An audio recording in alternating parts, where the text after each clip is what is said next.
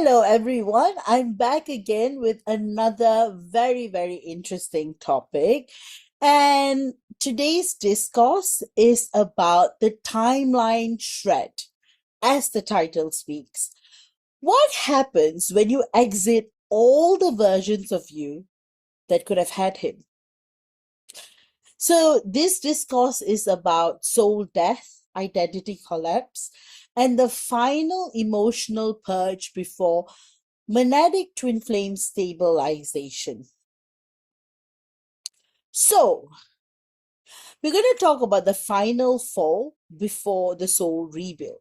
So, there comes a moment on the Monadic twin flame path where you're just not mourning him anymore. You're mourning all versions of you. You know, that version, let's say the love bomber, the version who had freaking no backbone, the version that was begging him to speak to you, that version that was waiting for him like a damsel in distress, that version of you that was angry at him, that version of you that was frustrated, all the versions of you who once thought that they were going to live a life with him without overcoming any of that.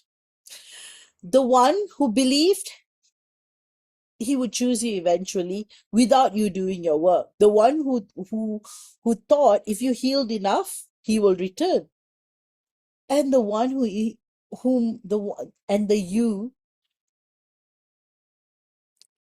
who imagined a wedding, a children, a peaceful home life, and having exactly the opposite thoughts, non-alignment. And the one who tolerated breadcrumbs, because even crumbs from a divine masculine felt sacred. And I have to talk about this more.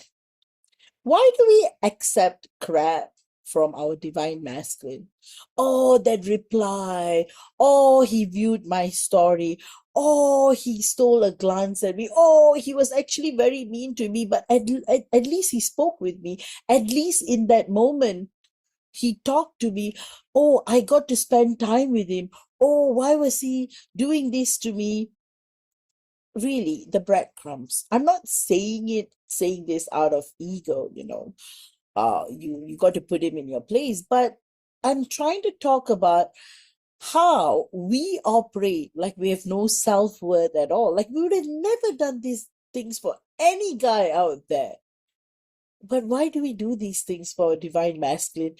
And why do we tolerate the breadcrumbs he throws on us?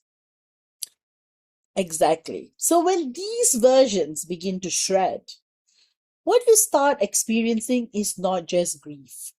It is what you call the soul death.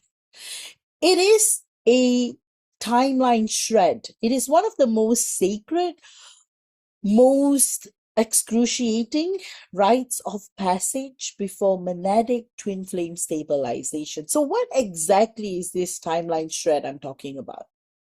So, in my opinion, the timeline shred is the energetic unraveling of every 3D, karmic, and even semi-spiritual timeline where you imagine your union unfolding through performance, proximity, projection, begging, or pleading. So this includes the karmic spiritual hybrid timelines where he chose you, like let's say after his divorce, or he chose you because he had no choice.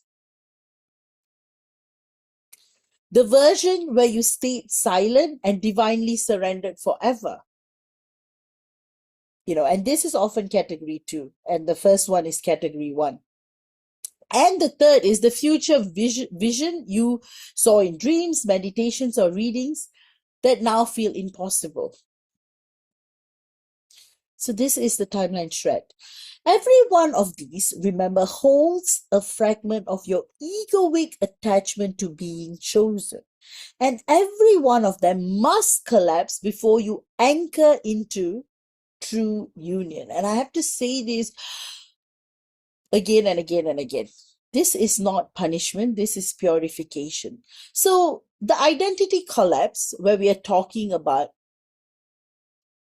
when the need, when the need that you have for him starts to dissipate. So, as the timeline collapses, something even deeper begins to occur. You no longer recognize yourself. You don't feel drawn to the same practices that once appealed to you. You question whether your spiritual gifts are real. You doubt the entire journey, thinking, was this all in my head? So this is identity collapse, and it is sacred, very, very sacred, because the version of you who needed your divine masculine validation to feel divine is the one that's dying. And in monadic twin flame unions, you don't ascend by merging with your twin in the external. You ascend by collapsing every identity that projected divinity onto him. So the death of this version can feel like you're losing yourself completely. But what's actually happening is you're remembering who you are without being reflected. This is the birth of your goddess sovereignty. So this is where you're totally rising like a phoenix and becoming the goddess you're meant to be, the goddess you are, remembering the goddess you are. Let me put it that way. So, soul death. Often a soul death can feel like depression, but remember, this is not depression, even though it may feel like it. So the timeline shred often mimics depression because you feel exhausted, pathetic, emotionally numb, or overwhelmed in cycles, feeling existentially betrayed by everything. But what is actually going on is soul death.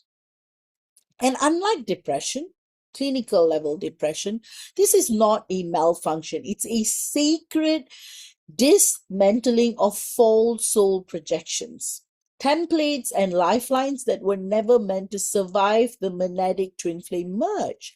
So this is what I mean. So for example, the savior templates, if I just love him purely enough, I'll heal him. Well, no, that again is a projection. It's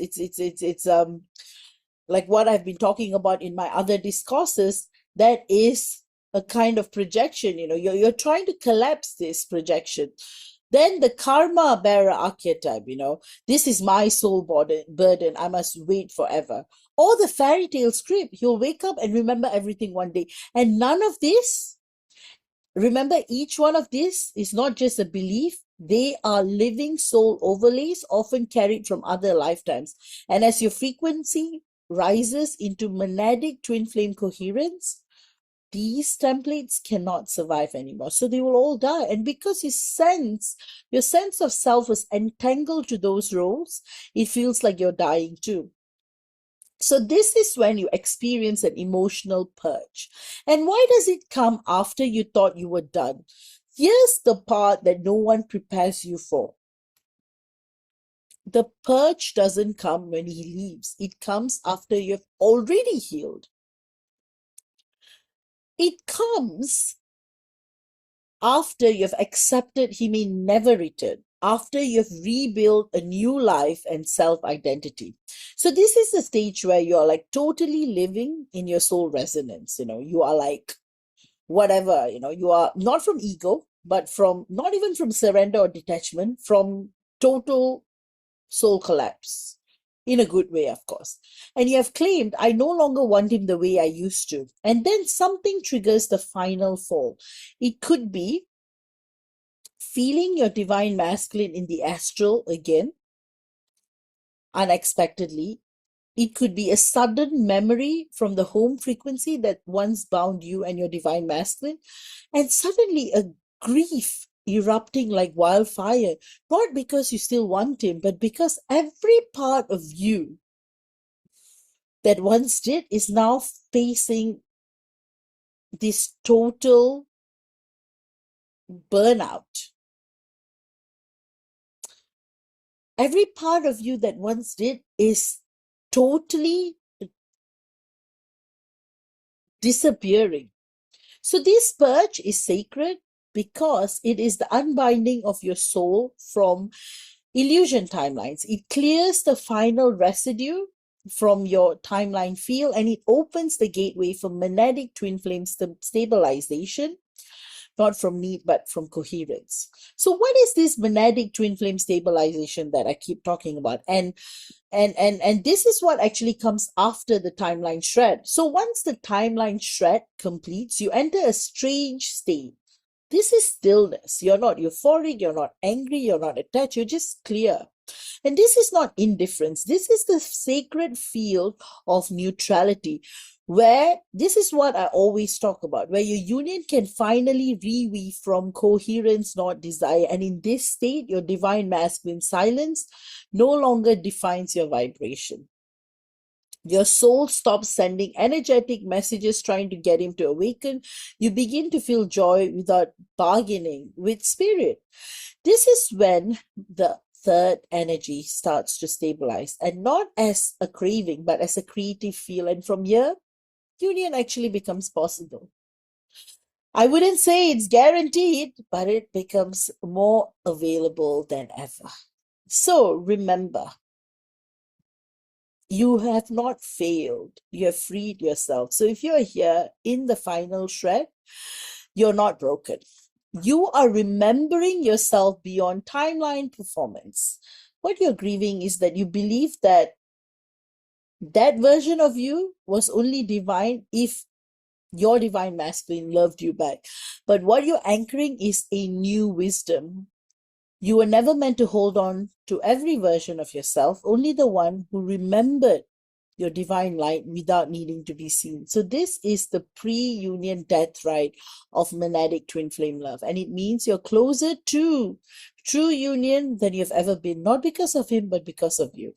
So I really hope you have enjoyed this discourse. And of course, if you want me to go deeper, let me know.